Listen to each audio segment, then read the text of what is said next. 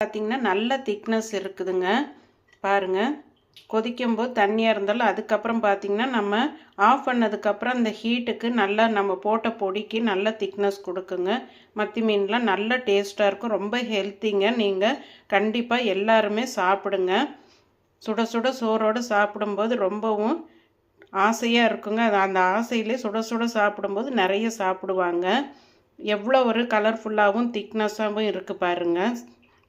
அதுக்கப்புறம் ரசம் பார்த்திங்கன்னா நல்ல ஒரு வாசனைங்க. பூண்டு எல்லாமே நாம் போட்டு அரைக்கிறதுனால அந்த அளவுக்கு நல்ல மணமாக இருக்குங்க. ஜஸ்ட்டு நீங்கள் தக்காளி இல்லை புளி போட்டு தண்ணி ஊற்றி கொதிக்க வச்சா போதுங்க. வாங்க சாப்பிட்லாம். டேஸ்டான மீன் குழம்பு, வறுவல் குழம்பு.